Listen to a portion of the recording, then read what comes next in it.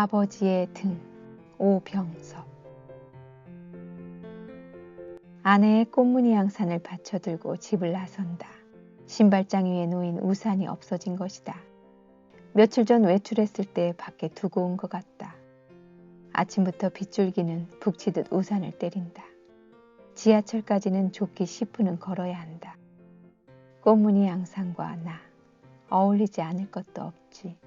남들이 바라본들 대수랴.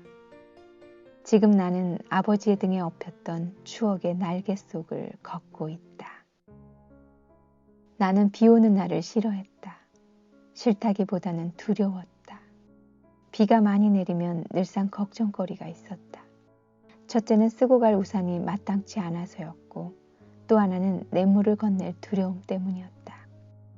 나는 초등학교 마칠 때까지 새 우산을 받고 다닌 기억이 별로 없다. 우비를 입고 다닌 적이 더 많았던 것 같다. 때로는 우장을 쓰고서. 비닐우산이나 지우산이라도 있으면 행복한 날이었다. 그나마 살이 부러지거나 찢어지기 일쑤였다. 십리길을 변변치 않은 우산을 받고 고생할 바에야 차라리 책보를 등에 대각으로 메고 검정 고무신을 두 손에 든 채로 빗속을 뛰었다. 어릴 적에 비를 맞고 커야 한다고 어른들이 말씀하셨다. 씩씩한 모습으로 뛰는 것을 대견스럽게 받아들였다. 생각해보면 그때 우직한 행동이 지금의 참는 힘을 길러주지 않았나 싶다. 학교까지는 십리길, 산을 2개 넘고 돌다리 놓인 냇물을 건너야 갈 수 있었다. 비가 오는 날이면 여러 동무들이 서로 손을 잡고 대각선으로 폭이 넓은 곳을 찾아 건넜다. 때로 허리띠를 잡고 건널 땐 스릴도 있었다. 언젠가 들고 있던 신발을 놓쳐버려 그것을 찾기 위해 냇물 흐르는 쪽을 따라 얼마를 달렸던지 위험하고 아찔하고 그지없는 일이었다. 지금도 빛바랜 사진처럼 잊을 수 없는 추억 하나가 스쳐간다. 언젠가 갑자기 비가 내리던 날 나는 등굣길이 늦었다. 동무들은 전부 가고 보이지 않았다. 갑자기 불어난 냇물을 도저히 건널 수가 없어 물만 바라보고 서 있었다. 성난 홍수는 무엇이든 삼킬 듯한 기세로 몰아쳤고 물은 점점 더 불어나고 있었다. 어느 정도 같으면 혼자서 건너기를 시도했을 법도 했지만 황토빛 냇물만 바라보며 발을 동동거렸다. 얼마 후 멀리서 누군가 비를 맞으며 뛰어오는 것이 보였다. 아버지였다. 그렇게 무섭던 아버지가 아닌가. 아버지 등에 엎여 무사히 냇물을 건넜다. 내 기억으로 처음 아버지 등에 엎여보는 것이었다. 낙정벌레처럼 꼭 붙어 밀려오는 황토물을 내려다보니 너무나 두려웠지만 그때 아버지의 등은 넓고 든든했다. 따뜻한 체온이 배어나고 있었다. 지금도 그 체온이 꽃무늬 우산을 타고 흐르는 듯하다. 항상 엄해서 내겐 그저 두려운 존재이기만 했던 아버지가 어쩌다 장에 갔다 늦게 오시는 날은 행복한 시간이었다. 때론 멀리 있는 친구 집에 가셔서 머물다 오셨으면 하는 막연한 기대를 곧잘 했다. 그러나 좀처럼 그런 적은 없었다.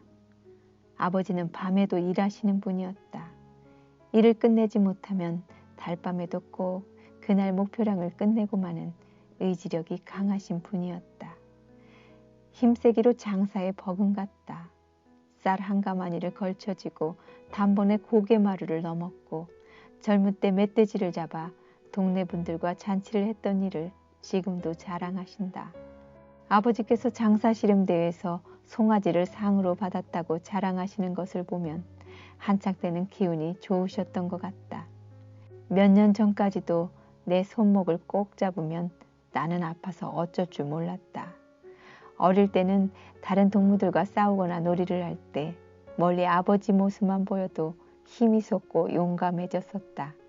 나는 동창회에 갔다 올 때마다 늘 생각에 잠긴다. 아버지께서는 내가 중학교, 고등학교를 마칠 때까지 하숙을 시켜주셨다. 집에서 먼 길을 다니거나 자취를 할 수도 있었지만 편안히 공부를 할 수 있도록 해주셨다. 남보다 많이 배우고 더 성공하기를 늘 바라셨던 것 같다. 내게는 장남 우선 관행 때문에 더 많은 기회가 주어졌고 모든 일에는 첫 번째였다. 늘 동생들에게 빚을 지고 있는 기분이다. 나는 지금 아버지 뜻에 감사하고 그 뜻을 이해하면서 동생들에게 진 빚을 마음으로나 갚기 위하여 열심히 살고 있는지도 모른다. 지금은 쇠약해지신 아버지, 얼굴에 주름골이 깊어지고 야윈 모습, 그렇게 넓고 든든했던 아버지의 등, 뒷뼘 정도도 못 되는 왜소해진 등이 아닌가.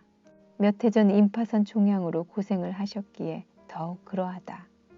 본인의 몸도 불편할 텐데 몸 조심해라, 밥 꼭 먹고 다녀라, 쉬어가며 일하거라.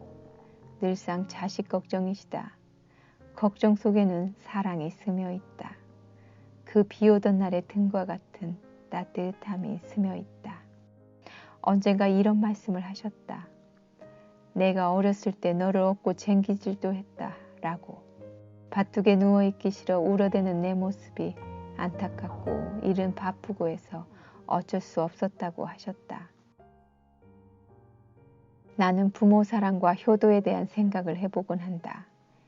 효란 자식이 늙은 부모를 등에 업어들이는 것을 의미하는 글자라고 한다. 부모는 자식에게 무한한 사랑을 준다. 부모의 사랑 10중 하나만 충실하더라도 효자라는 말을 들을 수 있다고들 말한다. 우리는 핵가족 시대와 복잡한 도시 생활을 하면서 효라는 것을 잊고 산다. 매스컴에 보도되는 사회 도처에서 벌어지는 불효에 대한 기사들이 결코 남의 일만은 아닌 듯 싶다. 물론 나도 예외는 아니다. 옆에 있는 전화 수화기에 한번 드는 곳조차 인색한 적이 많으니 그렇다. 대화가 끊기고 왕래가 뜸하면 정도 멀어지는가 보다. 자주 기쁘게 해드리고 늘 옆에 있어 드리는 게 효도가 아닌가 싶다. 안부 드린 지도 벌써 한 달 가까이 된 것 같다. 이번 주엔 두 아들을 데리고 부모님을 뵈러 가야겠다. 어깨도 등도 다리도 주물러 드려야겠다. 비는 계속 내리고 나는 꽃무늬 양산을 지켜들고 즐겁게 일터로 나간다.